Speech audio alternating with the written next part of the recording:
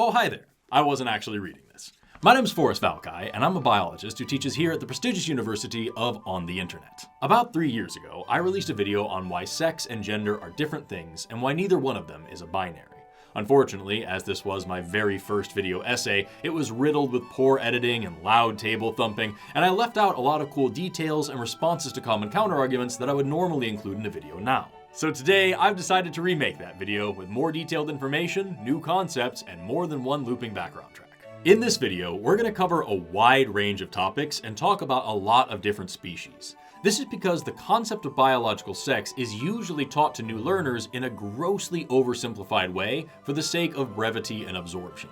Now, this is no different than the way that almost any topic in biology is taught at an introductory level, but in this case more than most, that simplism can lead people to make unfair judgments about other people who fall outside of the watered-down binary model in their heads. If we want to understand sex and gender in a real and meaningful way, we're going to need to turn over a few more stones than just a couple of clinical studies in humans. So expect to hear a lot of information over the course of this video, and don't hesitate to pause, walk away, and come back for more when you're ready. In this video, we'll learn about the concept of sex from a broad lens, sexual development in humans, why sex is a spectrum rather than a binary, the concept of gender, why self-identification is a necessary part of gender identity, a little bit about sexuality, and most importantly, what all this stuff actually means in the real world, why you should care, and how to handle this information going forward. So settle in and get ready to learn some biology as we dissect the science of sex, gender, and why life is so much more interesting than you might have thought.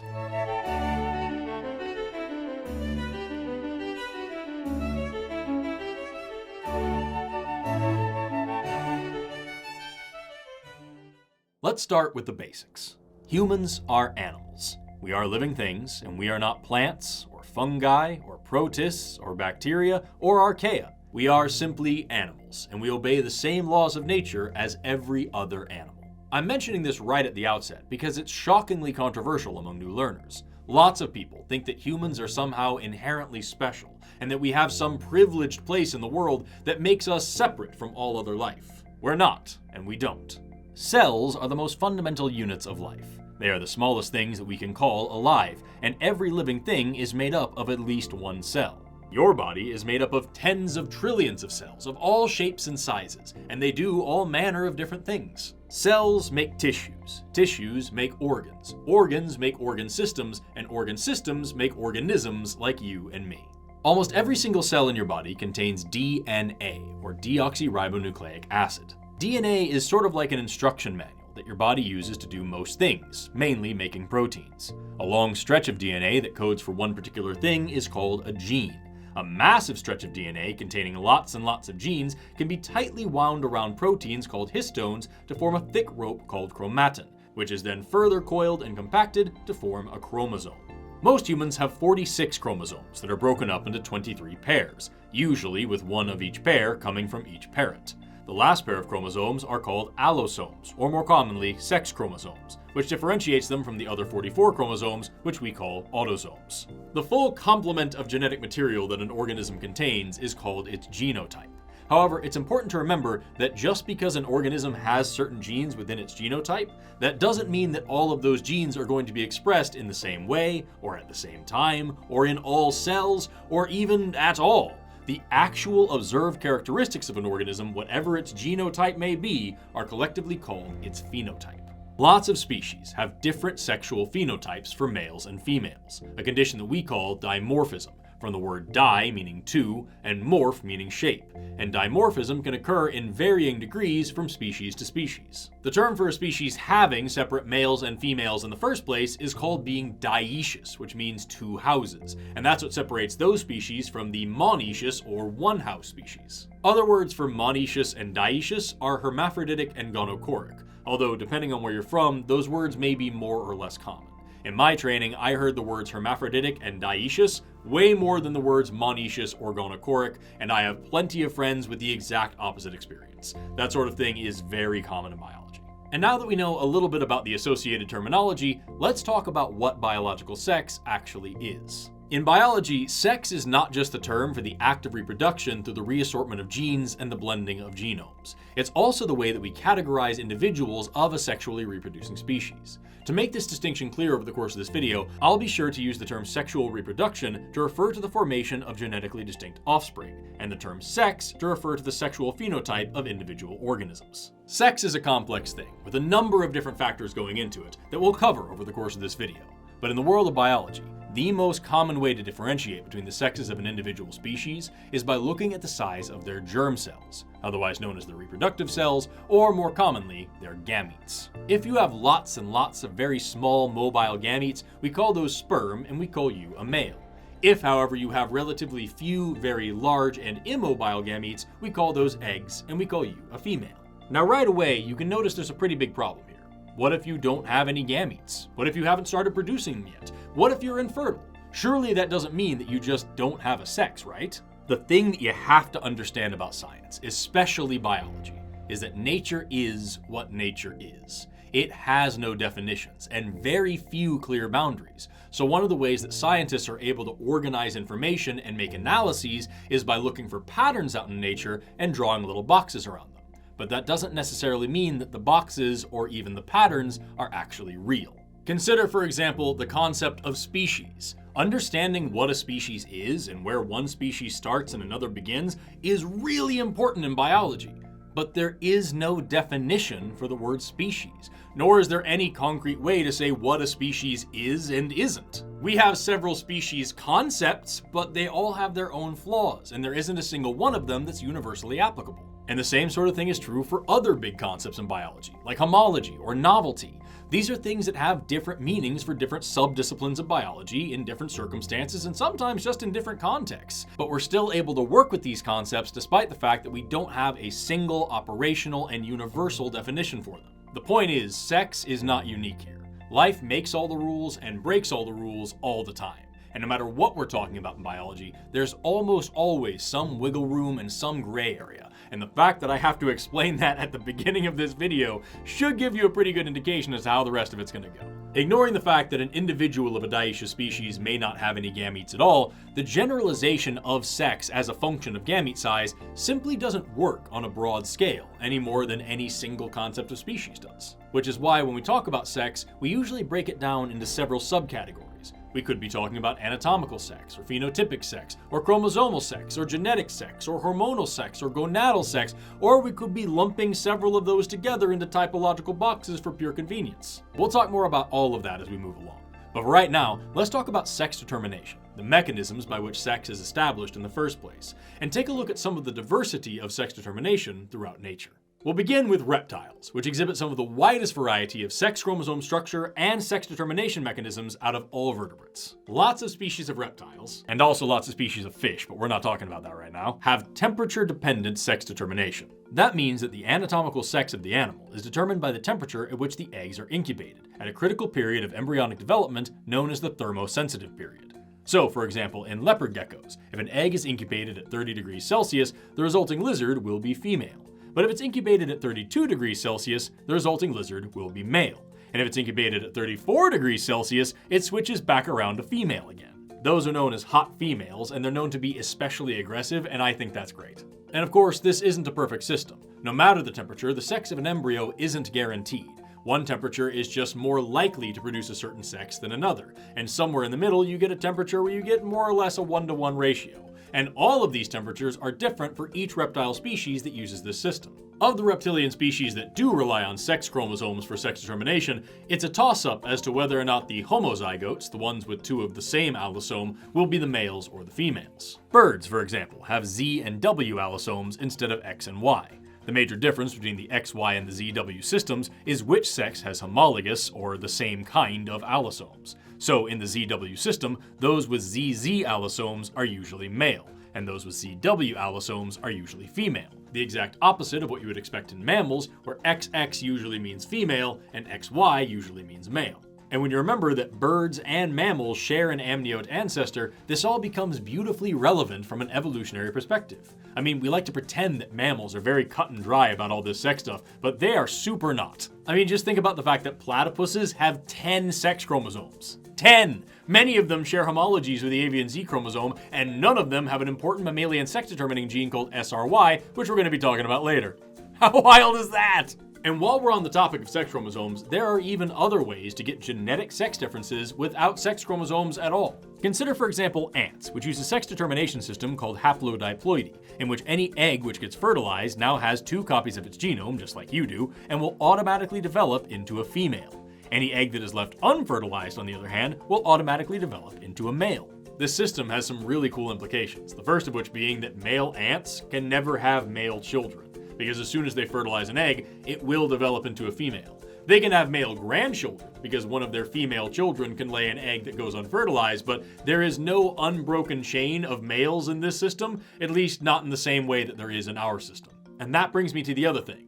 This is a very different sex determination system than the one that we rely on, and it occurs in way more taxa than just ants. But even if we were just talking about ants, there are several times more species of ants alone than there are species of mammals total. And when we factor in all the other things that use the haplodiploidy system, bees and wasps and a lot of beetles and a lot of arachnids, we're talking about millions and millions of species that disobey pretty much everything that most people learn about sex in the 6th grade. More importantly, however, we need to remember that even this system, which sounds at face value to be pretty darn binary, there are exceptions. Sometimes an unfertilized egg will still develop into a female, and that female can even go on to lay eggs of their own. We call this parthenogenesis, or reproduction without the assistance of a male, and there are plenty of other species, including lots of vertebrate species that can do that. There are even some species, like the whiptail lizards in the southwestern US, which are entirely female and only reproduce this way.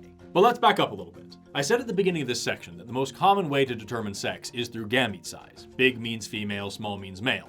But even that raises a lot of issues. First of all, the whole idea that being either male or female is a persistent condition which is understood from birth is deeply flawed, to say the least. There are plenty of species out there that are hermaphroditic. They make both sperm and eggs. And there are plenty more species out there which are sequentially or serially hermaphroditic. They start off as one sex, and then at some point in their life, they switch. If they start off male and then become female later, we call that protandry. If they start off female and then become male later, we call that protogyny. There are other species, like the slipper limpet, an adorable species of sea snails that live in stacks on the ocean floor, that are sequentially hermaphroditic, but they have no guaranteed starting point. Their sex is determined by where they are on the stack, with those on top being male and those on bottom being female. So even if one of them has been a male for a very long time, all it takes is another limpet climbing on top and it'll just turn into a female. There are also plenty of species, like the stoplight parrotfish, which are sequentially hermaphroditic, but don't have to be.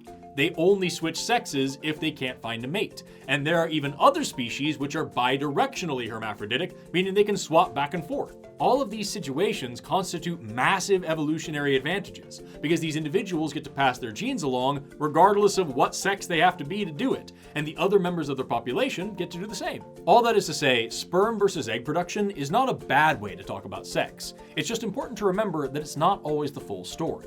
In all those examples I just gave, there are species which produce sperm at one point in their lives and eggs at another point in their lives, meaning their sex is neither fixed nor immutable, and asking for their sex is about as useful as asking for the time.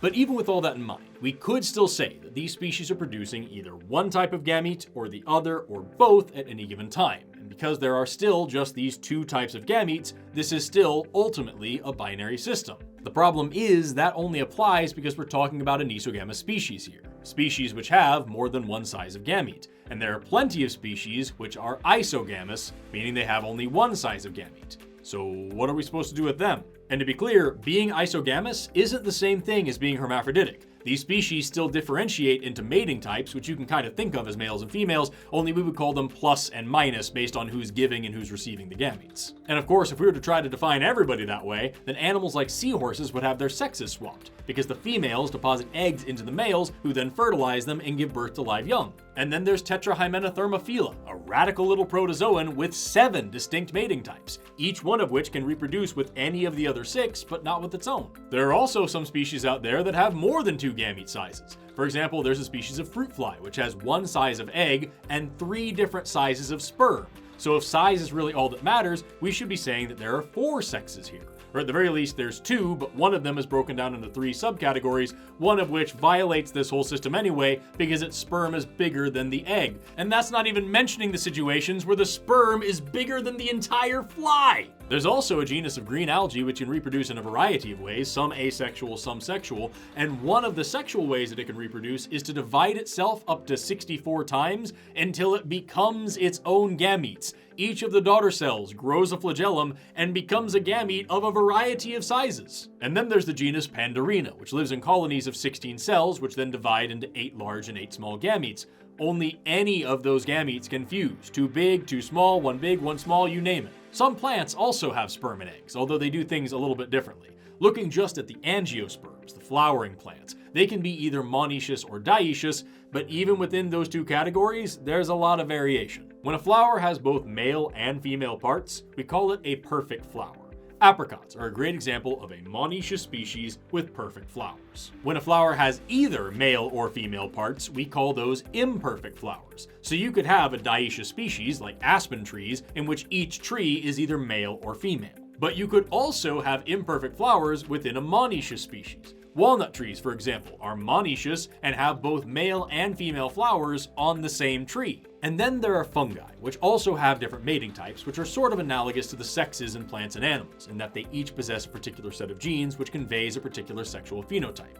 The difference is that in some fungi, like yeast, there are 2 mating types. And in other fungi, like split-gill mushrooms, there are over 23,000 mating types. And even among all those mating types, there are different levels of complexity, with some mating types being unipolar, bipolar, or tetrapolar, depending on how many crossover events there are and how many genes are actually being shared during reproduction. And none of that is even touching on the fact that there are some fungi which are homothallic, meaning they can self-fertilize and reproduce from a single spore, and then there are heterothallic fungi which need other compatible fungi to reproduce with. Nor is it touching on the fact that some fungi can exist in an anamorphic or asexual form or a telomorphic or sexual form, allowing them to adapt their reproductive strategy to whatever their local environment requires. And even if you were to really try to say that all of these fungi actually exist in a very specific discrete sexual category, the hyphae or the roots of the fungus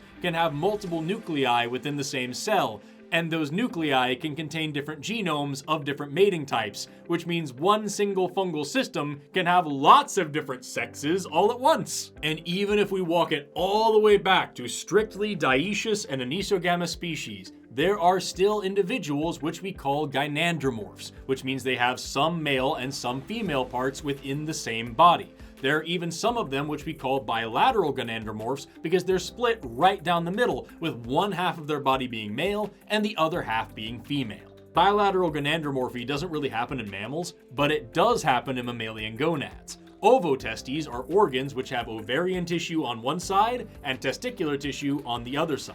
That can happen in humans and in many other mammals, and there are even some mammals, like European moles, where that is the normal ground state of all females. Perhaps this is all just a bit too weird, and you want to try to do away with all this variation and combine sex and sexual reproduction, boiling sex down to just the function of genome blending. Unfortunately, if you do that, things are going to get a whole lot weird. Consider, for example, the fact that bacteria can share genes in lots of different ways. One of those ways is called conjugation, which is essentially bacterial mating. During conjugation, a donor cell connects to a recipient cell and gives them plasmid genes which they can use. The attachment is even done by a structure called a sex pilus. How are you going to talk about males and females in an organism which has no sex chromosomes, no sex organs, no gametes, no more than one cell, and in which any individual could give or receive DNA at any given time? And let's not forget the fact that bacteria can also do this neat trick called transformation, where they can incorporate free DNA into their genomes, and that DNA can be sourced from pretty much anywhere, including dead bacteria. If you really want to say that sex is all just about genome blending, then you'd have to admit that sometimes functional sexual reproduction can happen with dead things. So it's important that we have some sort of structure to this concept of sex. But as we've just seen, that structure is highly variable and can be pretty difficult to pin down. So where do we go from here? Well, it just so happens that this exact issue is why modern biology is shifting to a new model of a sex spectrum. Let's talk about that.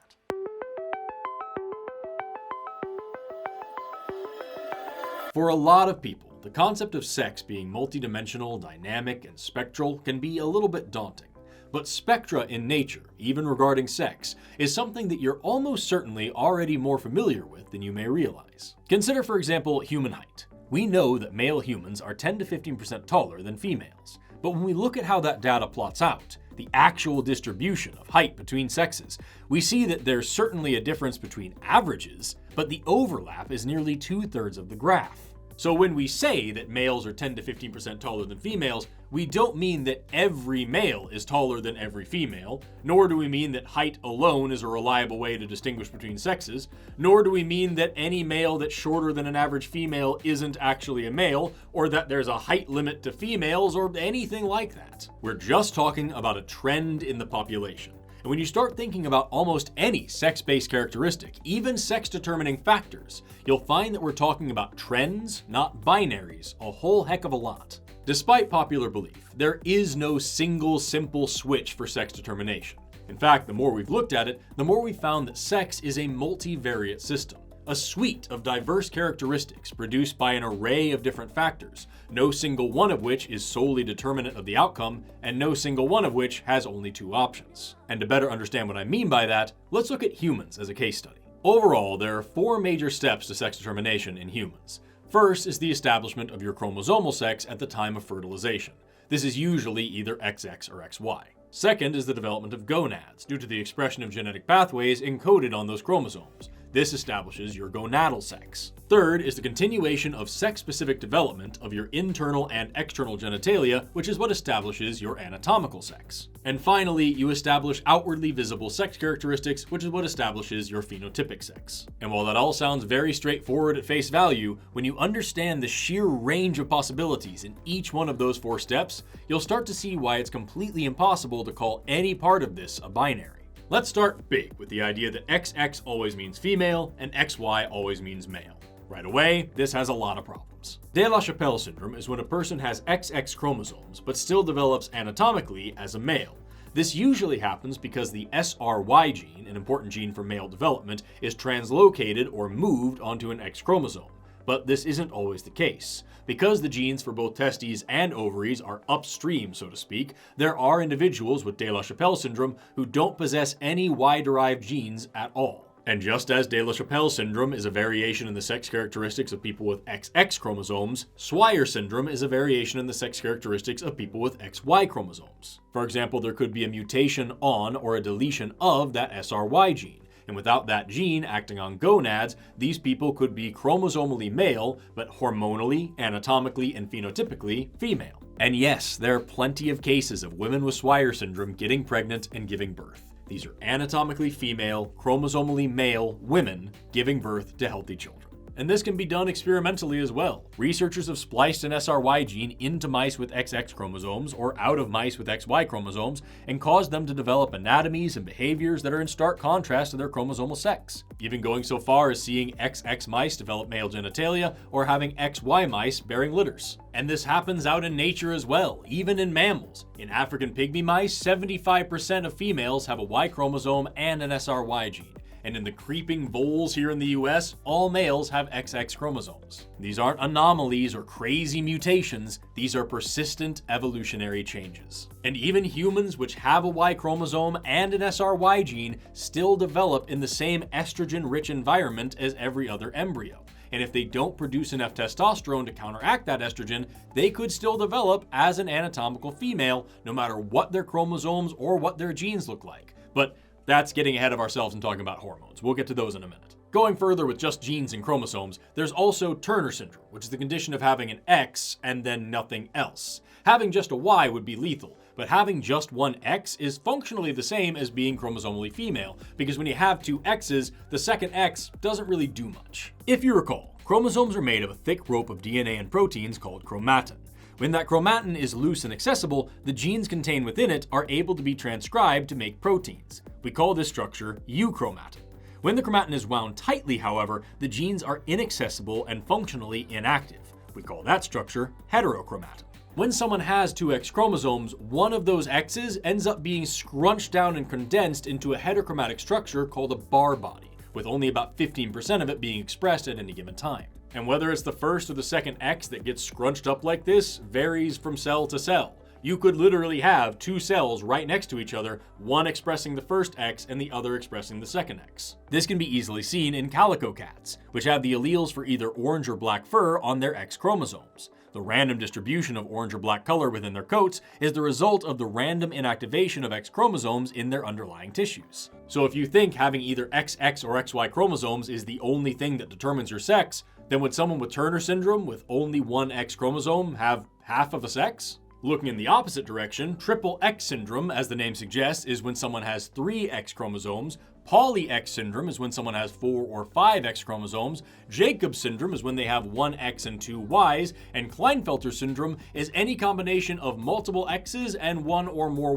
Ys. So XXY, XXYY, XXXY, XXXXYY, and on and on and on. So again, if you really think that having either XX or XY chromosomes is the only thing that establishes your sex, then would someone with 3 or more sex chromosomes have multiple sexes? And the possibilities certainly don't stop there, because there are some ways in which a person can have some cells inside their body which are chromosomally different than others. One of the ways this can happen is mosaicism, which usually occurs following a copying error early in development, resulting in an individual developing from a single egg but possessing 2 or more cell populations with different genetic makeup. Mosaicism can affect any type of cell and can include whole sex chromosomes as well, resulting in a person with a mixture of male and female cells and subsequently male and female traits. And mosaicism isn't the only way in which you can have cells with different DNA inhabiting the same body. Chimerism occurs when 2 different egg cells are fertilized, and then at some point in their development, the embryos fuse, meaning the resulting embryo will have 2 sets of cells with 2 different types of DNA.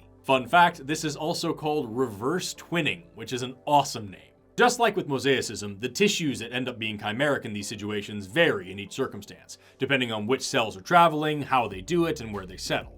Chimerism usually doesn't show any signs or symptoms, but sometimes when these people have children, they find that they are more distantly related to them than they had expected, with a son or a daughter being more genetically similar to a nephew or a niece, for example. How wild is that? And also, just like with mosaicism, this can result in a person with a mixture of male and female cells, and the unique proportion and distribution of those cells dictates that person's unique sex characteristics. And all of that is just primary chimerism. Secondary chimerism can be the result of organ transplantation, blood transfusion, or if you've ever been pregnant before, you may have experienced a phenomenon called microchimerism without even knowing it. Microchimerism is when fetal stem cells cross the placenta and implant themselves somewhere in the parent's body, or vice versa.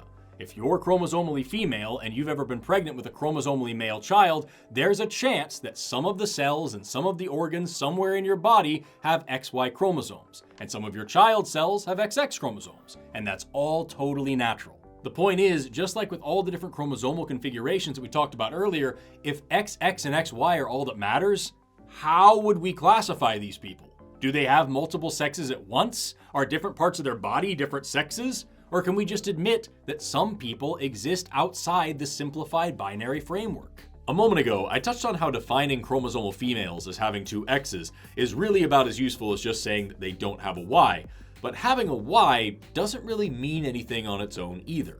Remember, certain genes are only going to be expressed at certain times, under certain conditions, and in certain tissues. Like, for example, some of the genes that produce sperm, which are only ever going to be expressed in the testes. So if I don't have testes for any of the reasons that we talked about earlier, or any other reason, then these genes do nothing, and having them means nothing. The point is, even if you have a certain sex-related gene, even if you have a whole sex chromosome, you could still be missing any one of a dozen pieces of the puzzle of what sex determination actually is. For example, there was one study back in the 1980s that showed that female wallabies with XX allosomes that didn't have any egg cells at birth actually went on to develop testes even without an SRY gene. And you know why? It's because everybody watching this has the genes for both testes and ovaries. What gonads you get, whether it's one or the other or neither or both, comes down to an incredibly complex set of genetic interactions across several chromosomes, most of which aren't even your sex chromosomes. For example, one of the genes that helps build testes is called SOX9, and it's found on chromosome number 17. If you have ovaries, that's because there's another gene on your X chromosome called NR0B1, which makes a protein called DAX1 that stops SOX9 from giving you testes. Now, chromosomal males have an X chromosome too, but they also have a Y chromosome, which usually contains a gene called SRY, which works by producing a protein which binds to NR0B1 and stops it from making DAX1 so that SOX9 can produce testes again. That's why I have testes at this very moment. It's because a gene made a protein that stopped another gene from making a different protein that would have otherwise stopped a different gene from giving me the testes that I have. How awesome is that? It's also important to remember that some genes are pleiotropic, meaning they are one gene with several effects throughout the body. A great example of that is SOX9, which isn't only responsible for testicle development, but also plays a role in skeleton development. And it's even more important to remember that the 3 genes I just listed aren't even close to the end of the story. There are plenty more genes at play here, like WNT4, which is important for developing ovaries and kidneys. And even if I were to give you every single gene that I could think of, it still might not be the end of the story, because there's evidence for other unknown genes which play some role in gonad development as well. Now, if you're paying attention, you might be starting to put some pieces together here. Like, for example, that you could have a perfectly functional Y chromosome, but have a mutation on your SOX9 gene, or extra copies of your WNT4 gene, and so you still end up with female reproductive anatomy. Or you could have no Y chromosome at all, but you're missing an NR0B1 gene, or overexpressing an SOX9 gene, and so you still end up with testes. And let's not forget the difference between heterochromatin and euchromatin. You could have all the right genes in all the right places, but they're just wound a little bit too tightly, so they're functionally turned off. And yes, there are other animals, even other mammals, that don't have an SRY gene or even a Y chromosome, and yet they still have genetic sex differentiation and they still reproduce sexually. None of these factors are guaranteed binary sex switches. But let's ignore all of that. Let's say you have all the right chromosomes and all the right genes and whatever gonads that you like. That still isn't good enough, because it is the hormones that those gonads produce that actually causes you to develop as a male or a female or somewhere in between. And hormones aren't nearly as simple as people like to pretend either. For about as long as we've known what hormones are, the idea of testosterone being the man hormone that makes you aggressive and estrogen being the woman hormone that makes you compassionate has been very popular science fiction. However, all the way back in the 1930s, scientists were noticing that both male and female animals interacted with both male and female hormones in pretty unexpected ways. Male horses were shown to possess striking levels of female hormones, and female rats exposed to male hormones experienced female typical anatomical developments. Even male typical and female typical behaviors seemed to increase when lab animals were exposed to hormones of the opposite sex. Just like everything else in biology, hormones got a lot more interesting the closer we looked at them. And yet, to this day, lots of people are still very surprised to find that we all have testosterone and estrogen and all sorts of other hormones in our bodies all the time, and they don't usually do what people think they do. Endocrinology gets pretty complicated pretty fast, so let me give you a very simplified example of a few key hormones so you can understand a little bit of what I'm talking about here. You see, some of the cholesterol in your body can be converted into progesterone, and that's what becomes testosterone, and that's what gives you what some of my anatomy professors would call male internal plumbing. Some testosterone can then be converted into dihydrotestosterone, and that's what gives you male external genitalia. Or testosterone can be converted into estrogen and estradiol, and that's where you get female sex characteristics. Sometimes the same hormones can have different effects in different sexes, like the luteinizing hormone, which triggers the ovaries to release eggs and the testes to produce sperm.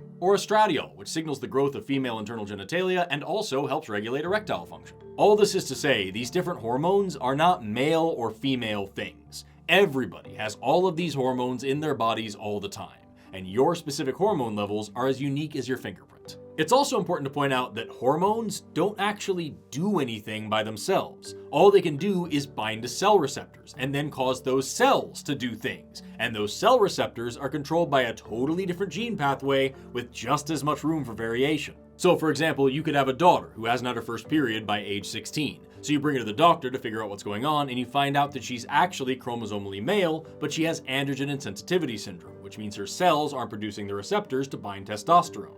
So even though she has XY chromosomes and more than enough testosterone to go around, she is still anatomically and phenotypically female. And if you think that's some wild and fantastical scenario, it's not. Androgen insensitivity syndrome affects 1 in 20,000 people. That's about the same rate as albinism. And there are some ways in which more or less the same thing can happen in the opposite direction. like some cases of congenital adrenal hyperplasia, in which a chromosomal female would be exposed to high levels of androgens prenatally and so develop partially or fully masculinized external genitalia. But who cares about all these chromosomes and genes and hormones and developmental stuff? At the end of the day, you're either born with a penis or a vulva, right? Well, not always. In Western cultures, sex is typically assigned at birth based on a visual inspection of external genitalia. And for that reason, a lot of people tend to assume that external genitalia are a simple and unambiguous way to indicate sex in one direction or the other. But that is a super narrow viewpoint, and it couldn't be further from the truth. To understand what I mean by that, let's start by addressing the super common belief that we are all females by default, and it's the Y chromosome that makes someone transform into a male. That is a major oversimplification, and the truth is way cooler. At around 3 to 6 weeks of development, regardless of your sex chromosomes, all embryos look the same. In fact, this stage is called the indifferent stage. But that doesn't mean that we're all phenotypically female. There is no male or female phenotype at this stage. At around 5 weeks, a structure called the urogenital ridge will give rise to the Wolffian and Mullerian ducts. If left unchecked, the Wolffian ducts will eventually develop into the ductus deferens, which used to be called vas deferens, and the Mullerian ducts will develop into the uterine tubes, which used to be called fallopian tubes. So it isn't that we all start out female. Most people start with the fundamentals of both male and female genitalia, and usually one of those continues to develop while the other one is reabsorbed. However, that isn't always the case. For example, a chromosomal male with persistent Mullerian duct syndrome will have a penis and testicles, as well as all or part of a uterus and uterine tubes, and maybe even the upper third of a vagina, whereas a chromosomal female with Mullerian agenesis will lack those structures. As genitals start forming from what's called the genital tubercle at around 4 weeks, you would still have no idea whether they're forming a penis or a vulva. That whole region is so undifferentiated at this point that it takes another 2 full weeks just to separate your urethra and your anus. Before then, you still have a singular lower orifice, basically a cloaca. In fact, the folds surrounding that orifice are even called cloacal folds. Actual proper sexual differentiation of the gonads depends on signaling from what are called primordial germ cells. This means that in order for things to go smoothly, those primordial germ cells have to actually make it to the gonadal region to begin developing into an ovary, a testis, or an ovotestis. Otherwise, you end up with gonadal dysgenesis, where your gonads simply don't develop at all. This usually results in a person who is phenotypically female, but doesn't menstruate and doesn't develop female-specific secondary sex characteristics at puberty. Sexual differentiation of the genitalia is largely driven by hormones produced by the gonads, so if there's a problem upstream, there's going to be a lot of changes downstream as well. But that isn't the only place those hormones come from. For example, you could have secondary hypogonadism, which is when your hypothalamus and pituitary gland aren't producing enough androgens, and so you get similar results to androgen sensitivity syndrome because there simply aren't enough androgens to go around. No matter how it happens, through congenital adrenal hyperplasia, or through androgen insensitivity syndrome, or through secondary hypogonadism, or through any other way, the story is largely the same. Too many or too few of these hormones can masculinize or feminize the body in ways that may not be congruent with the person's chromosomal sex. And to blur the lines even further, 1 in every 2,000 people are born with atypical or ambiguous genitalia, meaning that their external genitalia aren't clearly defined and may not match up with their genetic sex or their other sex organs. Someone could be born with an enlarged clitoris that looks like a penis, with an undeveloped penis that looks like a clitoris, with a fused labia that looks like a scrotum, with an unfused scrotum that looks like a labia, or with an atypically positioned urethra, which greatly enhances the ambiguity of any of those structures. Any one of those situations could easily result in a child being assigned the wrong sex at birth. And to complicate matters further, ambiguous genitalia are usually surgically altered one way or the other, often without the child's consent, which is a whole other ethical bag of worms. One of the more interesting examples of the kind of variation we can see in human sexual development comes from a small community in the Dominican Republic, where around 1 in every 90 children are known as givedoses. Givedose children are chromosomally male, but they're deficient in an enzyme called 5-alpha reductase, which converts testosterone to dihydrotestosterone, which, as I mentioned earlier, is what causes you to develop male external genitalia. As a result, these children are born with external genitalia that are either ambiguously or completely female, and they're often assigned female at birth and raised as girls. That is, until they hit puberty and start developing secondary sex characteristics typical of males, and also start growing a phallus and a scrotum and their testicles descend. And that's where the word givedose comes from. It's derived from a Spanish slang word for testicles and the number 12, which is when these kids usually hit puberty. Givedose, balls at 12. Research into this population shows that these children usually grow up to have the gender identity and take on the gender roles of a typical man, We'll talk about what those words mean in a minute. But what's so important here is that if you're talking about chromosomal sex, these people haven't changed at all. But if you're talking about anatomical sex, they just switch their sexes by totally natural means. And no matter what layer of sex you're talking about, there are many sex traits, not just those found in the Givodose, which can change over time either anthropogenically or otherwise, which makes sex a very complex and temporally fluid system. And it means basing the entire system of sex assignment off of a casual glance at a baby's giblets is a major problem. A little while ago, I said that human sex determination can be broken down into 4 major steps: establishing chromosomal sex, establishing gonadal sex, establishing anatomical sex, and finally establishing phenotypic sex. And since then, we've talked about how every single one of those steps can be fuzzy and even dynamic. The chromosomal, hormonal, and anatomical variations we've been talking about here all fall under the umbrella of what are known as intersex conditions, or DSDs. Differences in sexual development. The occurrence rate of individual intersex conditions varies between 1 in under 100 and 1 in a few thousand. But even at the most conservative estimates, we're talking about tens of millions of people who fall outside of the supposed sex binary. The UN estimates that 1.7% of the global population is intersex, and with a global population of around 8 billion people, we would be talking about 136 million people. That's a population the size of Russia. Imagine the legwork you have to do to hold on to this bizarrely parochial worldview that every single one of the over 8 billion people around the world fall perfectly into one of 2 distinct and discrete boxes, unless they're Russians. And even if we could agree that sex is a simple and uncomplicated thing for 98.3% of all of humanity, that's no reason to gloss over the immense diversity within that last 1.7%. I mean, consider the fact that 99.9% of all atoms in the universe are either hydrogen or helium. That's way more of a binary than human sex could ever be. And yet it's not a reason to ignore the other 116 elements on the periodic table or call them anomalies and variations of hydrogen and helium.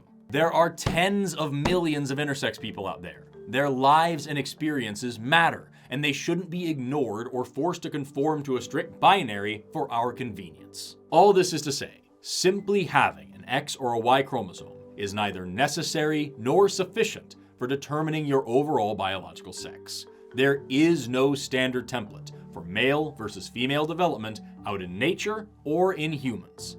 As it stands, there are more than enough variations on the sex chromosomes alone to produce a female that is masculine enough or a male that is feminine enough to pass as the opposite sex both in social circles and even just to themselves. The possibilities are simply too broad, and the people they produce too diverse to reduce any part of biological sex down to a simple binary. Even after all of this, it's still very possible that there are still some of you out there that think all I'm doing is throwing out exceptions to the rules. But the thing is, in science, finding exceptions to the rules is often what tells us that it's time to reevaluate what we thought we knew about the rules in the first place. That's how science has always moved forward.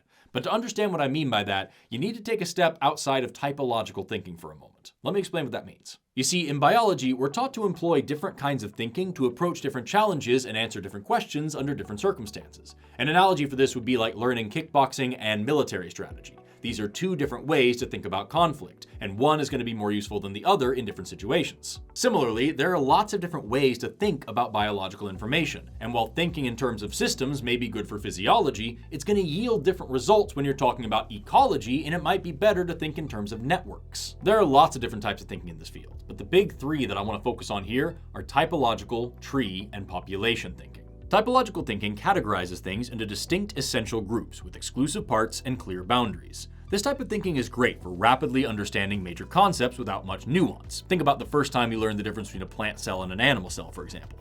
But it's not as good for areas where things get fuzzy and gray, like protists, which have plant-like or animal-like cells, but certainly aren't plants or animals. Tree thinking focuses on evolutionary relationships and the utility of adaptations. It's great for when you see a new organism with familiar characteristics, consider the evolutionary benefits of those characteristics, and instantly understand a little bit more about that organism's life history and probably what it's related to as well. However, it's not always the best for addressing variations within a characteristic, like wings on an insect versus wings on a penguin. Population thinking accounts for and emphasizes variation. It takes the entire population into account and helps to understand the dynamics of that population. For example, when looking at a group of cancer cells and understanding which among them are most likely to metastasize. But it's not great for telling you what cancer cells are or why they exist in the first place. So when we're thinking about biological sex, it can be very easy to want to boil things down into the simplified typological categories that we were first taught, or to use tree thinking to think about it in terms of a reductive binary functionality. But when you consider the full spectrum of sex, looking across hundreds of different species, especially humans who are the most studied animals on Earth, these types of thinking are simply not appropriate. In fact, sometimes they're not even useful. We would have so much deeper of an understanding of sex and so much less risk of dehumanizing people if we were to utilize population thinking and take into account all the beautiful variation of our global population. So far, we've talked about XXXY sex determination, XXX0 sex determination, ZZZW sex determination, environmental sex determination, genic sex determination, and how all of those vary beyond what a simple binary could contain. But more than anything, we've shown that it's next to impossible to talk about sex in a meaningful way without talking about development. And any biologist will tell you that development covers your entire lifespan, not just the point up to your birth. Your genotype stays more or less stable throughout your life, but the way that it's expressed and the environmental factors around you change, and so your sexual phenotype changes as well. And that's no different than any other part of biology. But all of that is only the first part of this video. When you remember that sex is not the whole story of the human experience, all the diversity we've talked about becomes a whole lot broader and a whole lot cooler.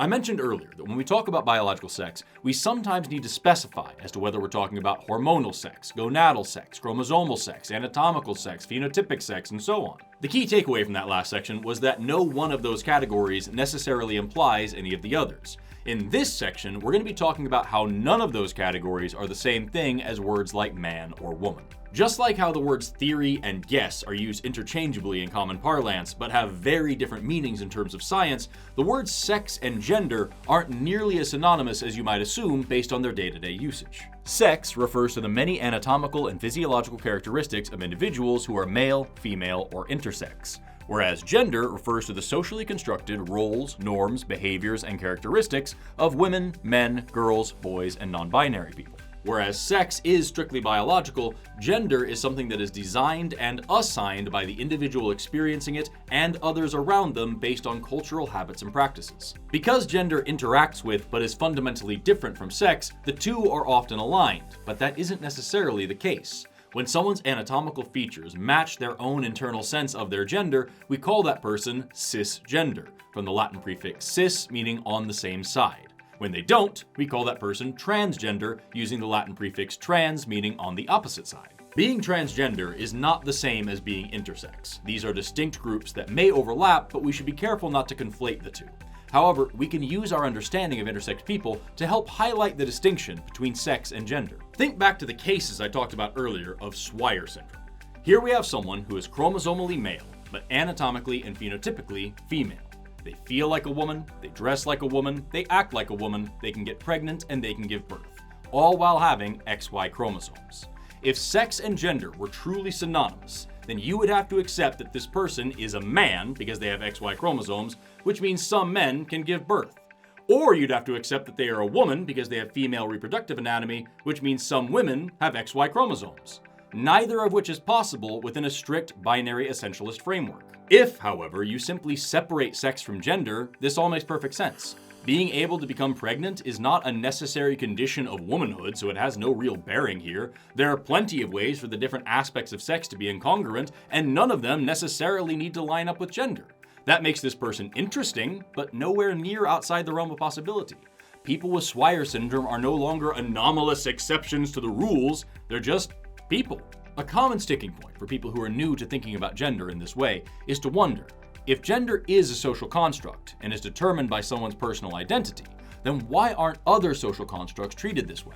Why, for example, would it be inappropriate to self-identify as another race? In order to answer this question, we need only compare any two other social constructs in order to see that the idea of different social constructs having different rules is something that we're already all familiar with, whether we're conscious of that or not. Consider, for example, the social construct of money. There are no wild dollar bills growing out in nature. money is something that is invented by and maintained by generations of humans. It isn't objectively real in any concrete way, but it does affect our lives. Like gender, money is something that you experience differently based on the circumstances of your birth, and it means different things for different people and different cultures at different times. But unlike gender, it's entirely determined by external factors. Its value is dependent upon group agreement, and your relationship with it can be altered arbitrarily by your and other people's personal choices. Let's try another. How about the social construct of marriage? Like gender, it's reliant on aspects of your personal identity, in this case sexuality, which usually plays a big role in deciding who you're marrying. But unlike gender, it's not something that relies on self-identification. Instead, it's largely a legal thing, and it has measurable effects on your private property more than your body. Circling back to the social construct of race, like gender, it changes throughout history. It's dynamic in its presentation. It impacts your social and political life, and it's contingent upon truly arbitrary categorization systems. But unlike gender, which is rooted in culture and identity, race is rooted largely in ethnicity, despite there being far more diversity within so-called races than between them. These two social constructs, like almost any two social constructs, are intersectional, but not in any way interchangeable. We'll talk more about self-identification in a minute, but the point here is that when you stop to think about what a social construct is and does, you'll very quickly realize that just like how everything that's considered to be a vehicle can't be categorized and utilized in the same way, everything that's considered to be a social construct can't either. It's also important to remember that while gender is being constructed, it's also being experienced. This fact alone makes gender a highly multidimensional concept, because we're not just talking about somebody's gender identity, which is a core part of their individuality, but also their gender expression, their behaviors and appearances, as well as their cultural expectations, social status, how to flaunt secondary sex characteristics, and specific behaviors associated with these gender categories. For this reason, gender becomes pretty non-binary pretty fast, but that's not a new thing for humanity. When we look across culture and throughout history, traditional gender roles have been linked to things like socioeconomic status and power far more frequently than they've been linked to sex alone. And there are a multitude of cultures across time and space that have more than two genders in their cultural construct. Even today, after centuries of colonialism and erasure, hundreds of indigenous societies around the world still retain their long-established traditions of third, fourth, fifth, and transgenders.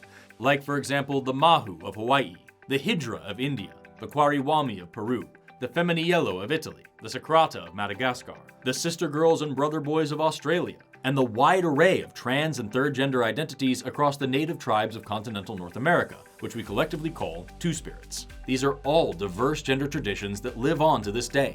European cultures have enjoyed and been influenced by transgender people throughout history as well, like Chevalier d'Édon, a celebrated French diplomat, soldier, and spy who fought in the 7 Years' War. Although she was assigned male at birth, she lived openly as both a man and a woman at different times in her life, which drew a lot of public attention at the time. And then, starting in 1777, she began to live permanently as a woman and was even officially recognized as a woman by King Louis XVI. Or how about Emperor Marcus Aurelius Antoninus, who ruled the Roman Empire around 218 AD. She regularly wore makeup and wigs, demanded to be referred to as a lady rather than a lord, referred to herself as queen, not a king, and offered great sums of money to any doctor who could change her physically into a female. For this reason, some museums have even rewritten their plaques and information about Antoninus using she/her pronouns, as would have been her preference as someone who is presumably a transgender woman. Or what about someone closer to home? Christine Jorgensen served in the US Army during World War II before traveling to Denmark to transition. Somehow, a letter to her parents was leaked to the press, and since transgender people weren't really talked about at the time, her return to the US was met with a lot of publicity. She later went on to become an actress, a recording artist, and an activist for transgender acceptance. Even in the Western binary framework that most of the world lives under today, concepts of gender have changed a lot over the years. Before the 18th century, when the concept of the cold and stoic man became popular, men were expected to exhibit a wide range of emotions and behaviors that certainly wouldn't be considered very manly today. Men would weep with emotion, faint in distress. They wore high heels and makeup and painted their fingernails, and let's not forget about powdered wigs. The early 20th century saw women rejecting Victorian ideas of femininity, cutting their hair short, smoking, dancing, seeking a more boyish style, all things that wouldn't raise raise an eyebrow today, but at the time were quite scandalous. Even our traditional nursery colors of blue for boys and pink for girls didn't really come into being until around the 1940s. Before then, dressing a boy in pink would have been all the rage, but today there are men that won't even wear a pink t-shirt lest it tarnish their masculine image. Even in this very moment, I have my hair cut relatively short and I'm wearing dark colors. These are ways in which I can signal masculinity in a way that makes sense to me. But neither of these things make me a man. Nor would I be any less of a man if I wasn't doing these things. Nor does it mean that any woman couldn't also cut her hair short and wear dark colors and signal femininity by doing so.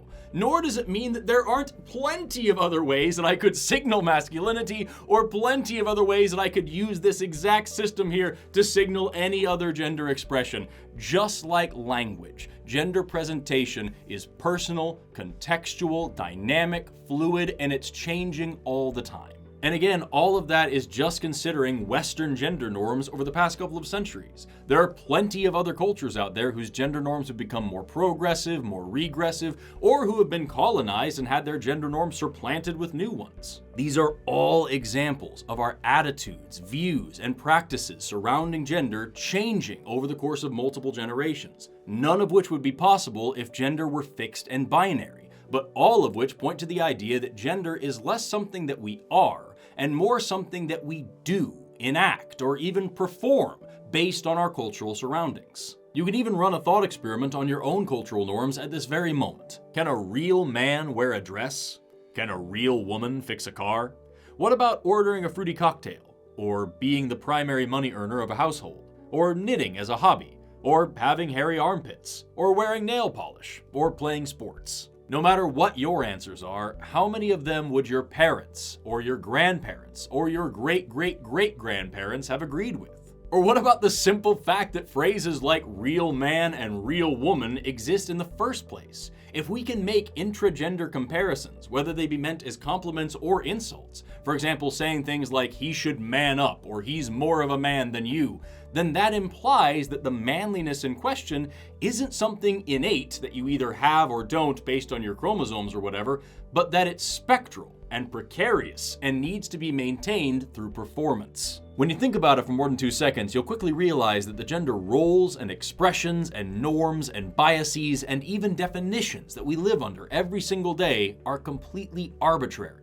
While words like masculine and feminine have a general meaning in biology of pointing towards one of the 2 most common sex categories, they don't really have a concrete meaning in terms of culture or gender. Because gender includes how a person experiences, expresses, and performs their identity within a cultural context, it's gonna end up being a reflection of that person and their society's expectations. Meaning there isn't ever going to be a definitive way to say for sure what it means to have a particular gender, because gender varies from culture to culture, from generation to generation, and often from person to person as well.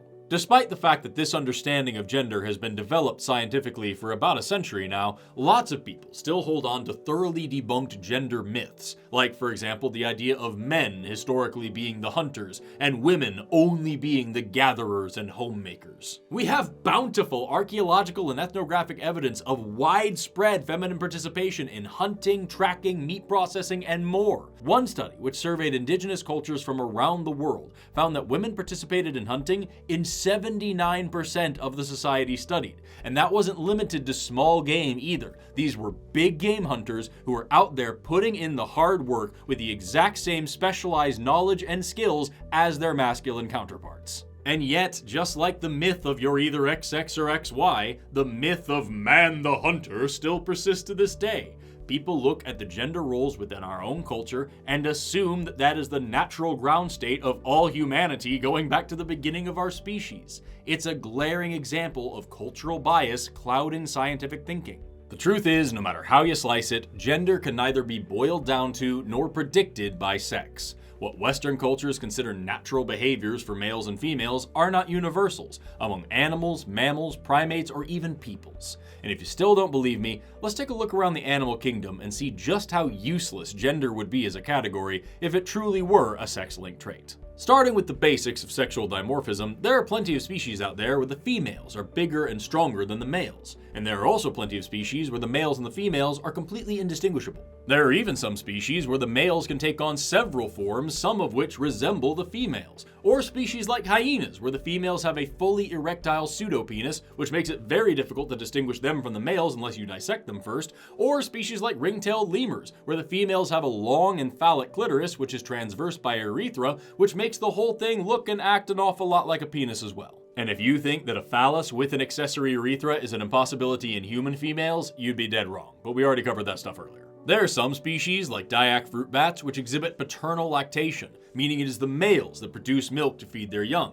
While male lactation is relatively rare at the species level, the ability for any given male to produce milk certainly is not. Even most human males have mammary glands that can be triggered to develop and produce milk under the right circumstances. There are some species where the females deposit eggs into the males and then the males give birth. There are some species where the males, not the females, tend to the nest and watch over the eggs. There are other species where they take turns. There are plenty of species, including some of our closest relatives, which are completely matriarchal, meaning it is the females that are in charge and control their whole group, and a strong dominant male would not make it very far. If gender truly was easy to define and linked with sex, then all this variation which exists well outside of the norms of our own culture would be impossible to maintain. It's also incredibly common for new learners to confuse gender and sex with sexuality, and to assume that these discussions of genes, hormones, anatomy, roles, identities, and behaviors necessarily implies information about attraction, intimacy, eroticism, and romance. But sexuality is yet another completely different thing that exists on a vast spectrum of preferences and behaviors, and even that spectrum can be further broken down into more specific spectra based on who you're romantically or sexually attracted to, which may or may not line up. For example, an aromantic person is someone who doesn't experience romantic attraction, and that's different from asexuality, which is a lack of sexual attraction. A couple of things that we can say that sexuality and gender have in common is that they're traditionally associated with socioeconomic status and power, and that they display rich diversity across cultures and throughout history. There are plenty of cultures out there which categorized and recognized sexualities in totally different ways than we do today, if they even labeled certain sexualities at all. Our current labeling system for different sexualities is a very modern invention, which doesn't really work outside of our cultural framework, which is why it's sometimes so difficult to pin somebody's sexuality down to just one category within our limited language. Looking across the animal kingdom, we've observed homosexual behavior in over 1,500 animal species. There are even some species which are entirely bisexual, like bonobos, or entirely homosexual, like the parthenogenic whiptail lizards that we talked about earlier. If any other trait, behavioral or otherwise, had been observed to be as ubiquitous across the animal kingdom as same-sex sexual behavior, it would not be the least bit controversial to call that trait ancestral or maybe even advantageous. As far as evolution and development are concerned, we're still not entirely sure where homosexuality comes from, but there's strong evidence that there's at least some genetic component to it. In monozygotic or identical twins, twins that share the same DNA, if one twin is homosexual, there's a significant chance that the other one will be as well. Whereas in dizygotic or fraternal twins, that chance drops significantly, and in non-twin siblings, the chance is about the same as it would be for any two random people. But genetics aren't the only factor which appear to be at work in determining one's sexuality.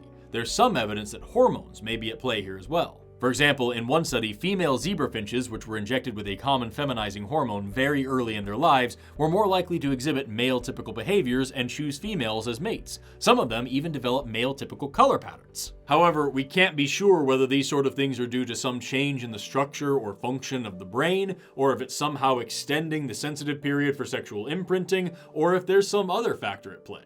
And none of this rules out environmental influences or epigenetic changes that could be allowing those different factors to take effect. Just like with genes, hormones appear to be a piece of the puzzle, but they certainly aren't the whole picture. It's all just a little bit too complicated for that. Speaking of environmental influences, there's an unfortunately common myth that social pressure can influence somebody's sexuality or gender identity, especially at a young age. Now is a great time to point out that there is absolutely no evidence to support that, and strong evidence against it. There is evidence that social networks play a role in the spread of certain sexual behaviors, such as the age, frequency, and level of safety at which adolescents engage in sexual activity. However, there is no evidence that the same kind of social influence and peer pressure can change someone's sexual orientation or gender identity. And that isn't for lack of trying. There is actual scientific research looking for that kind of influence, and there are plenty of horrific real-world examples of people trying to forcibly change someone's sexual orientation or gender identity. None of it works. One case study into this very thing was a man named David Reimer. He was born in 1965, and due to an equipment malfunction during circumcision, his penis was irreparably damaged. His parents sought the help of Dr. John Money at Johns Hopkins University, who used the boy to test his ideas that people were born neutral in our gender identities and that we were socialized into being the genders that we are. Following Dr. Money's instructions, David underwent full sex reassignment surgery and began to be raised as a girl. But by the time he reached adolescence, it was very obvious that he was having a hard time identifying as a girl. And before long, without even knowing the circumstances of his birth, David began to threaten suicide if his parents wouldn't let him be a boy. Later in life, David learned what happened to him, changed his name, became a husband and a father, and went public with his story in order to discredit Dr. Money's research. David's tragic story, along with the consistent findings of modern research, thoroughly debunk the sadly popular ideas that being gay or transgender are examples of social contagions or maladaptive trauma responses. They also categorically rule out the ideas that somebody can be turned gay or straightened out, and they've prompted scientific and medical communities to reevaluate the ways that they deal with non-binary, transgender, and intersex people, and to develop new measures to prevent harm in children and adults alike who may be struggling with their gender identities.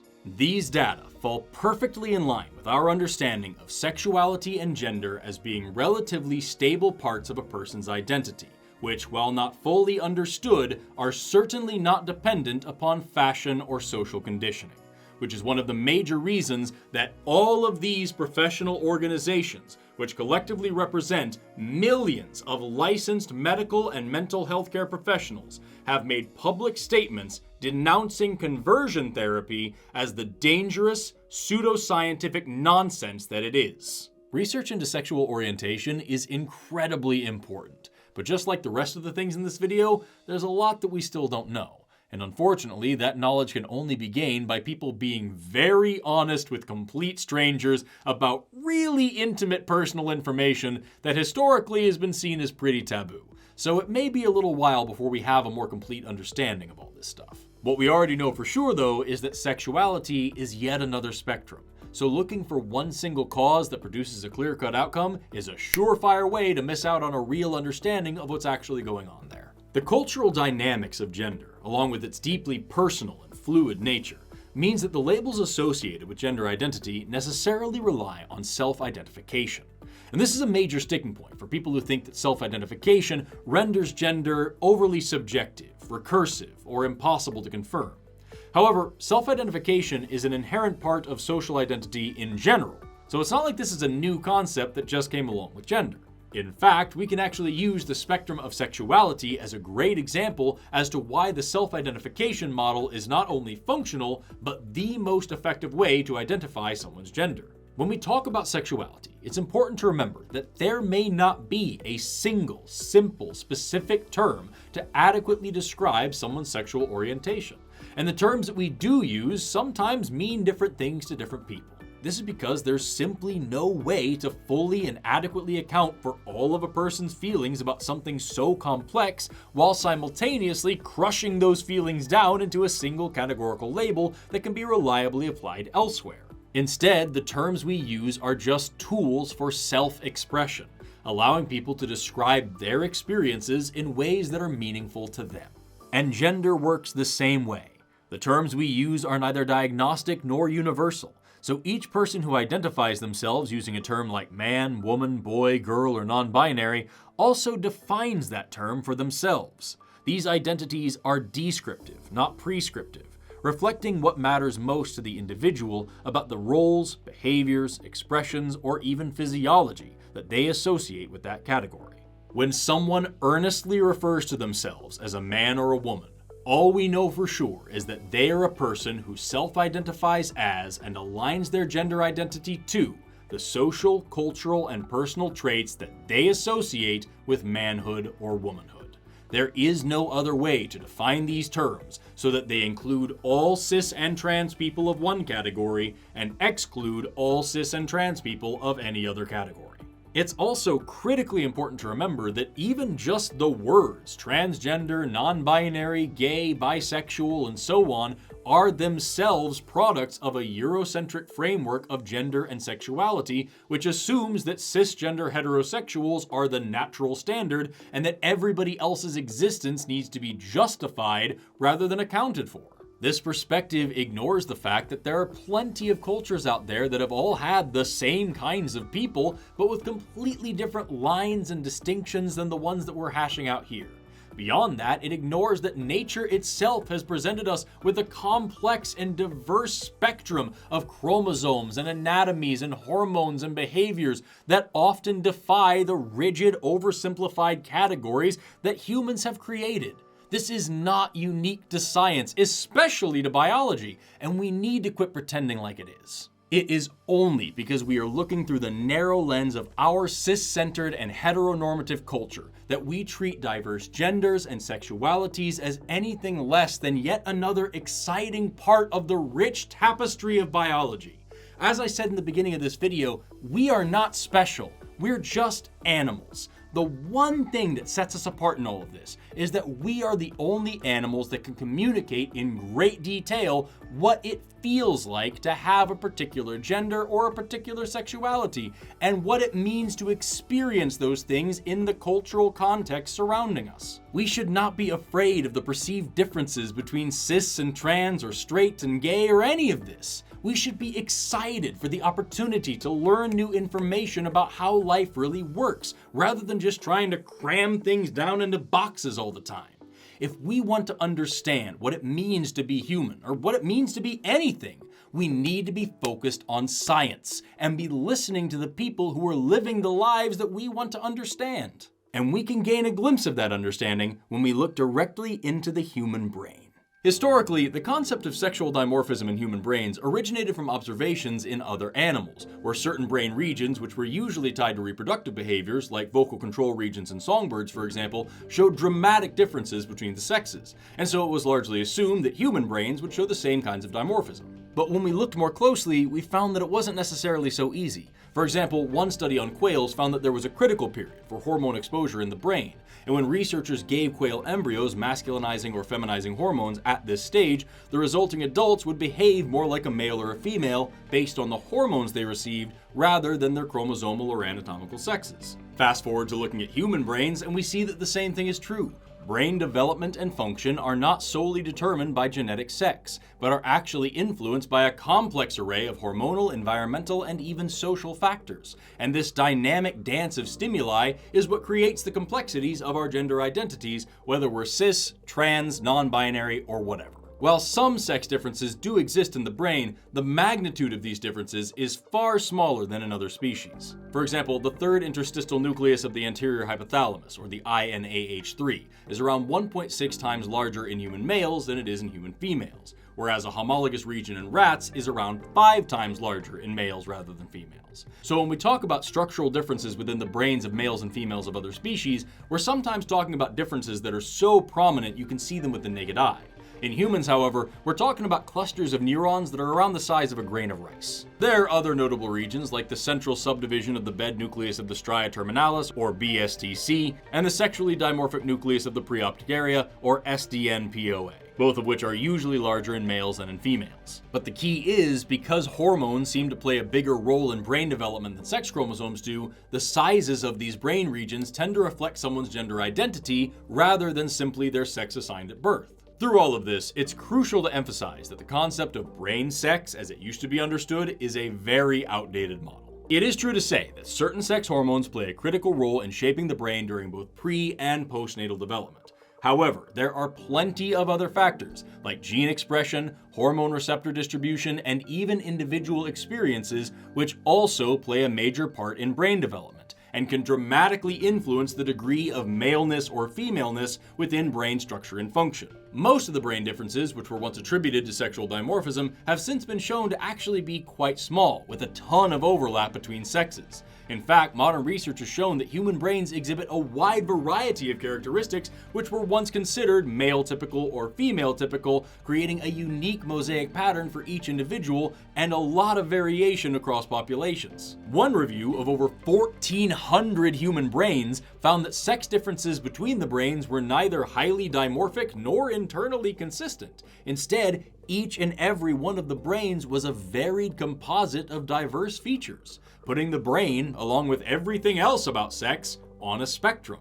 The most consistent sex difference between male and female brains tends to be overall volume and development time, with male brains being slightly larger simply because male bodies are slightly larger, and female brains finishing development earlier. But none of that really translates to a major difference in functionality. And all this complexity makes it difficult to say that anybody, not just cis or trans people, have brains that truly, completely, structurally match their gender identities. But what does point in that direction is the fact that brains adapt to experiences. The connections between neurons break and build and reorganize all the time, and as they do, whole brain regions can change. We call this quality neuroplasticity. So when we want to look for gender-specific differences in the brain, we often need not look much further than gender-specific experiences, which create gender-specific plastic responses. That is to say, as we lead gendered lives and have gendered feelings, we develop somewhat gendered brains. Let me give you an example. People who have lost limbs sometimes experience what's commonly known as phantom pain, where their brain is so sure that the lost limb is still there that the patient suffers pain in a part of the body that no longer exists. Interestingly, some transgender people have been shown to experience their own kind of phantom pain, only instead of experiencing pain in a limb that they have lost, they feel a part of their body that they've never had before, like breasts or wide hips or even certain genitalia. We can also learn from how our brains perceive our own bodies, like one notable study in which cis and trans people had their brains monitored while they watched computer-generated images of their own bodies morphing to become more masculine or more feminine. And sure enough, the same brain regions lit up in trans people watching their bodies morph away from their assigned sex, as in cis people watching their bodies morph towards it. As it is, the relationship between brain structure and development and their association with gender identity is not fully understood, and more research is needed to draw more definitive conclusions. However, it seems clear that the brain is far more mosaic than dimorphic. The idea of male and female brains oversimplifies a far more dynamic and individualized phenomenon. At face value, there seem to be no more male or female brains than there are male or female hearts or male or female lungs. But there are gendered patterns of brain responses, which are produced by gendered patterns of stimuli in the world around us. And we consistently see that the activation patterns within transgender people's brains match those that we would expect to see in someone with their gender identity, not their assigned sex at birth. Oh, and by the way, there's a ton of research showing a neurobiological component to diverse sexualities as well. For example, functional MRI scans show the same brain regions behaving in the same way in homosexual men and heterosexual women observing an image of a man's face. And sure enough, in homosexual women and heterosexual men, the exact same brain regions do the exact same things with a woman's face. There are also other studies which point to certain brain regions which may be larger or smaller in homosexual or heterosexual individuals. And just like with gender, the evidence increasingly points to a vast array of neural factors which may or may not be associated with sexual orientation.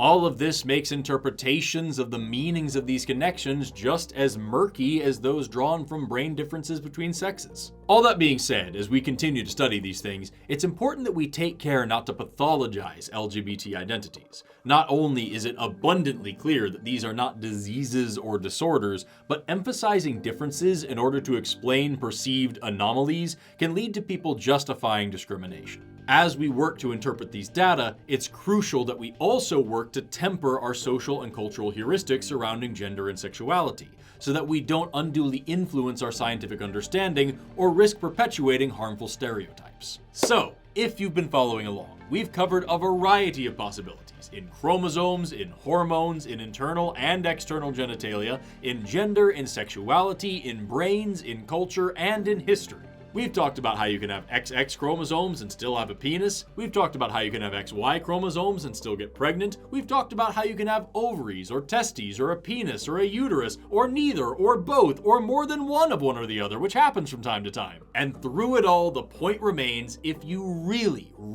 want to hold on to this idea that every single person fits into just one of however many boxes, you are very quickly going to have to come up with dozens, if not hundreds of categories just to hold on to this insanely parochial worldview you're keeping. The genetic, chromosomal, biochemical, hormonal, gonadal, anatomical, and physiological characteristics traditionally associated with so-called males and females are far more complex than people tend to assume.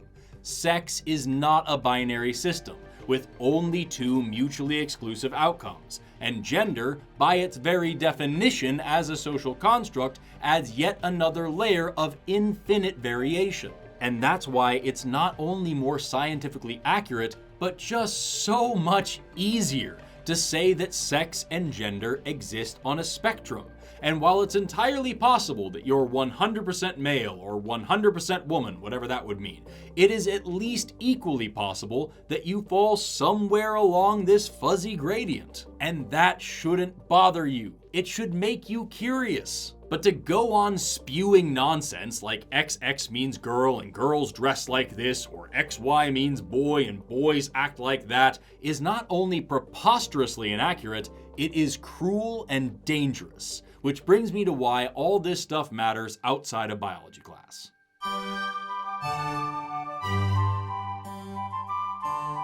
Over the course of this video, we've talked about how sex and gender are different things, how they aren't necessarily congruent, and how neither one is a true binary.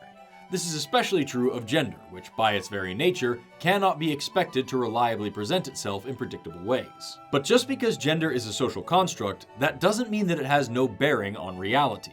Just like other social constructs like law, marriage, race, and money, gender has big impacts and big implications at both the individual and societal levels. For example, gender has a direct influence on people's experiences with, and sometimes even their access to, healthcare.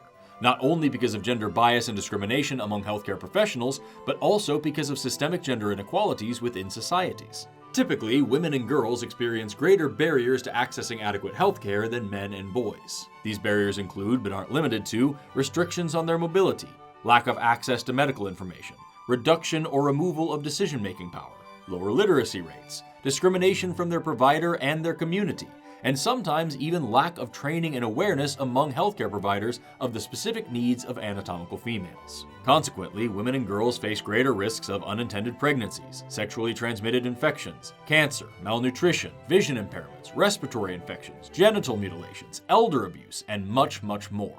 When it comes to transgender people, this situation compounds due to the tremendous amount of misinformation and fear-mongering surrounding what's known as gender-affirming care, which is specialized medical care which attempts to reduce the incongruence between a person's gender identity and their phenotypic sex. When we talk about gender-affirming care, people often assume that we are talking about extreme surgeries performed only on transgender people.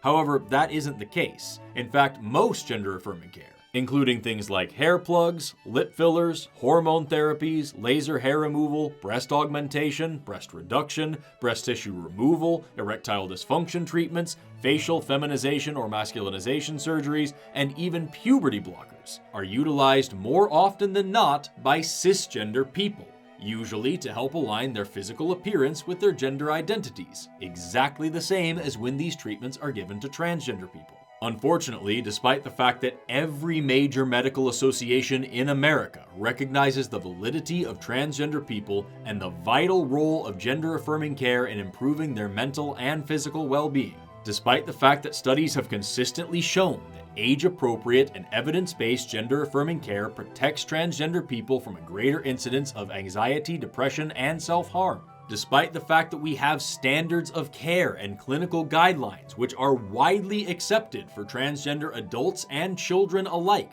which recommend a staged process of transition which allows these individuals to explore their gender identities while keeping their options open. And despite the fact that the regret rate for these interventions is significantly lower than many common treatments and surgeries that nobody takes issue with, People and politicians alike are attempting to demonize or even deny gender-affirming care, specifically and only for transgender people because it conflicts with their ideology rather than their understanding of the evidence. Gender dysphoria is the distress caused by the discrepancy between an individual's gender identity and their sex assigned at birth. Not all transgender individuals experience gender dysphoria. Sometimes it can be treated with social transition alone. Sometimes medical interventions are necessary.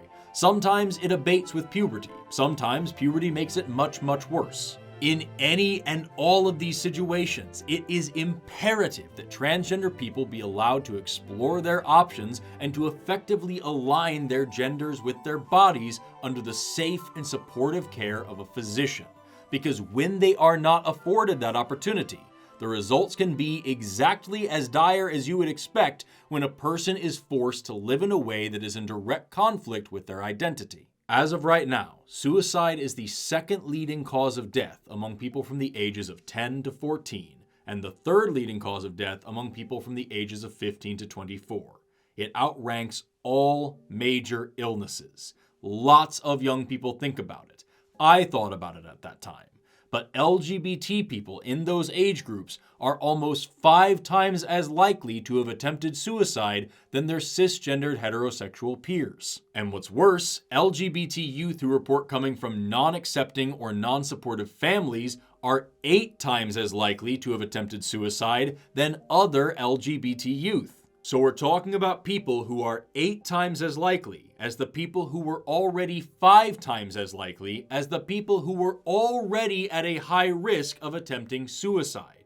That is a major problem that deserves serious attention. And if there was anything at all that could reduce that risk even a little bit, it should at least warrant your sincere consideration. And all of this is hugely exacerbated by the deluge of charlatans, grifters, and pseudo-intellectuals in media and politics who point to these high rates of suicide and depression as evidence that diverse genders and sexualities are tantamount to mental disorders, when all it really demonstrates is that these people don't understand the difference between correlation and causation, and that these poor kids are being treated like perverts and freaks for just trying to exist. It also doesn't help anybody to suggest that we should be keeping discussions of gender and sexuality away from children. Not only does it ignore the fact that children are exposed to depictions of cisgender people in heterosexual relationships all the time, whether they be in fairy tales or family sitcoms or history class, it also assumes that LGBT people were never children before. Research shows that these kids know who and what they are long before they have the vocabulary to articulate. And by denying them the same levels of age-appropriate representation and education that we afford everybody else, we're spreading the harmful message that their thoughts, feelings, and identities are something to be ashamed of and hidden away, as well as fueling the exact same kind of bullying and stigmatization that leads to serious harm in any children.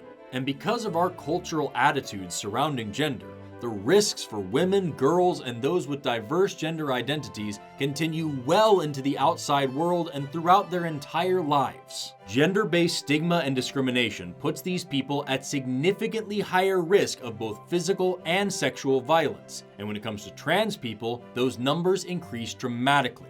Trans people across the board, both men and women alike, are over 4 times as likely to experience sexual assault, aggravated assault, rape, and other forms of violence as their cisgender counterparts. And circling back to self-harm, it turns out when you're consistently the victim of systemic discrimination and normalized physical violence, it takes a toll on your mental health. Even looking beyond trans and gender diverse people, the gender norms that we live under themselves can be harmful if not regulated, as we see, for example, in men and boys, who are more likely to take unnecessary risks with their mental, physical, and sexual health, abuse drugs and alcohol, smoke tobacco, and even refuse mental and physical health care, all in the interest of appearing tough and manly.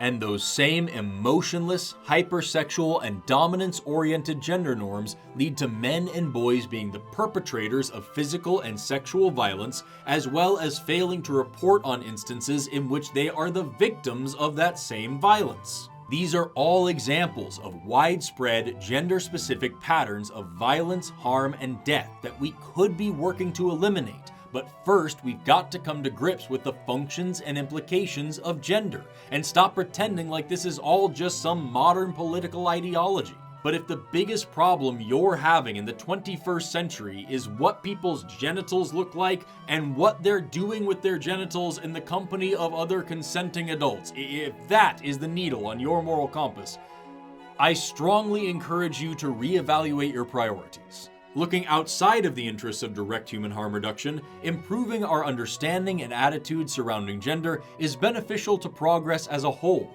A lot of scientific research has been done under the outdated binary framework, which often conflates sex and gender together. Having recognized this issue, lots of scientists and even major science organizations are working to establish meaningful ways to measure sex and gender as non-binaries in surveys, research studies, job applications, clinical settings, and more. After all, if we've been doing research using definitions and dichotomies that are at best ineffective and at worst inaccurate, then how does that research stand up? It's certainly not useless, but it's undeniable that we could be learning new things faster if we were to use more accurate and more inclusive models of sex and gender when gathering and analyzing data. The very idea that sex and gender are synonymous and locked in a strict and immutable binary, despite all the evidence to the contrary and the lived experiences of millions of trans and intersex people, exemplifies the kind of unnecessarily rigid and dualistic thinking that impedes both social progress and scientific discovery. However, recognizing the non-synonymous and non-binary nature of things like sex and gender not only opens the door for accepting and celebrating the immense variation we see within human bodies, minds, and existence, it also paves the way for improving the way that we do research into things like evolution and development, as well as how we tackle things like healthcare, education, social policies, and so much more. That's why, back in 2022, the National Academies of Sciences, Engineering, and Medicine put out this consensus study report on how to better measure and report things like gender identity, sexual orientation, and sex as a non-binary construct, all to expand our research efforts beyond the restrictive dualisms of male and female, or man and woman, or homosexual and heterosexual. Because, as it says right in the introduction, the use of a single, binary, male-female item to measure sex does not capture either the multidimensional nature of this construct or its underlying complexity for those with intersex traits or transgender people, because their sex traits may not correspond to those of a single sex. Introducing a third response category to binary measures of sex, such as transgender or intersex, is thus a poor measure of these populations. Moreover, because gender is socially mediated, binary measures of any dimension of gender are also inadequate for capturing the complex ways in which individuals can identify with, express, or socially experience gender. The reality is that sex and gender are far from clean-cut concepts. We're still learning all the pieces that go into sex determination, as well as where gender even comes from, let alone what it actually is. We should expect to have better, more accurate, and more productive understandings of these things sooner rather than later. But as for right now, as is so often the case in science, especially biology, it's less about getting clear-cut answers and more about asking bigger and better questions. It's about recognizing the assumptions that we're making, sometimes the ones we don't even realize that we're making, and challenging them so that we can better understand nature in its own language. That may sound daunting, but handling concepts with no simple definitions or with context-dependent definitions requires precisely the kind of special care and specific reasoning tools that, as I mentioned earlier, we're used to in biology. Turning old models on their heads and forcing us to dramatically change the way that we think about the entire world is the story of science. It's what science is best at. And in the meantime, the least that we could do is try to tidy up our language. If you've taken nothing else away from this conversation, you should have at least picked up on the fact that even what you might call normal is a massively diverse group of people. Boiling concepts of manhood or womanhood down to simple physical characteristics like a phallus or a uterus or whatever chromosomes you like is not only unnecessarily reductive, it's wholly inaccurate. For example, as we've already mentioned, not every woman has a uterus, and not everyone with a uterus is a woman, whether you separate sex from gender or not. We all live on a spectrum of sex and gender, and you're not always going to have an easy time navigating it, because people are under no obligation to make sense to you. But none of the variation or fuzziness that I've brought up so far means that we now have to say that chromosomes have nothing to do with sex at all, or that there are 10,000 new sexes and genders that need to be labeled, or that there are no gendered patterns of behavior to speak of, any more than a person occasionally being born without legs means that we can't call humans bipedal anymore. It just means that we should try to be a little bit more specific.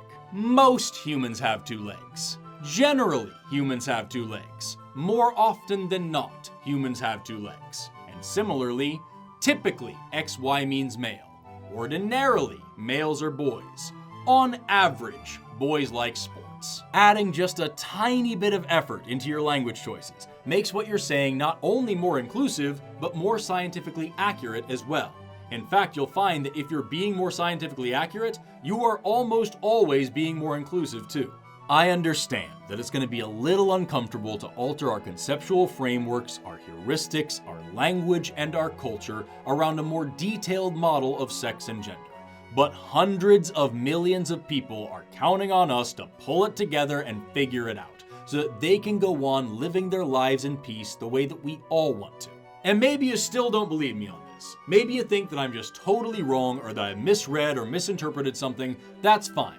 But there are 2 important things that I should point out. First is that there's a lot more stuff that I could have put in here, but I mainly specialize in evolution and human biology.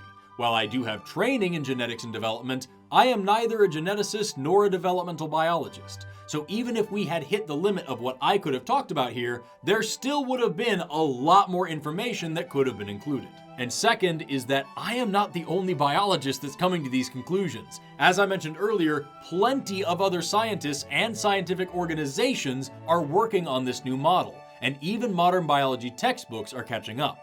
The 10th edition of Campbell Biology Concepts and Connections, a super common textbook for introductory biology courses for non-majors published back in 2022, includes this paragraph on gender and sex. The biochemical, physiological, and anatomical features associated with males and females are turning out to be more complex than previously realized, with many genes involved in their development.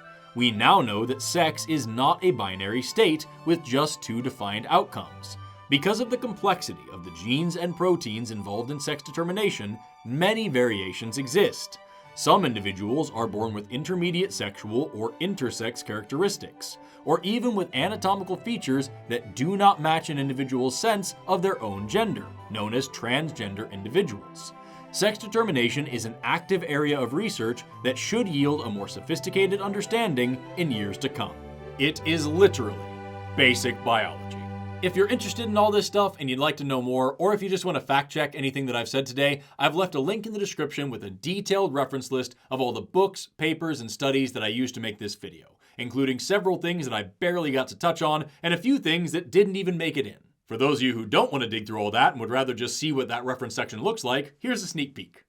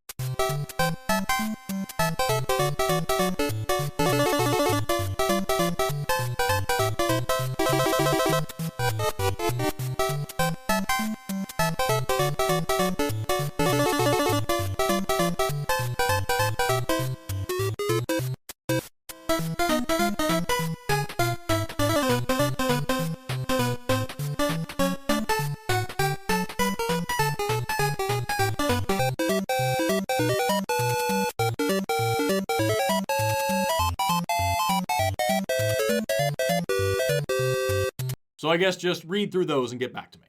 We've covered a ton of stuff in this video, but the one thing that I hope you learn more than anything else is that life is incredibly diverse, and humans, as living things, are incredibly diverse as well.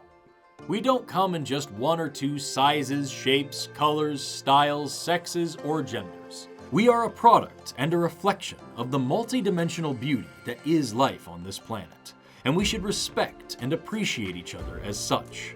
Just as the rainforest teems with tens of thousands of species, and the oceans sparkle with vibrant colors of every hue, humanity adorns the world with expressions of gender, love, and what it means to be alive.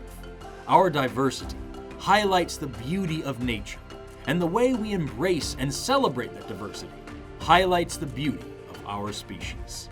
The more we explore ourselves and each other, the more we enrich our lives and societies. As we learn more about the people around us, we find meaning, belonging, and more than a little science along the way. Biology is just too big for binaries, and if you ask me, I wouldn't rather have it any other way. And with that, I'm Forrest Valkai. Thank you so much for watching, liking, commenting, subscribing, and all the other stuff you do here on YouTube. Have an awesome rest of your day. Be yourself, and never stop learning. Bye-bye.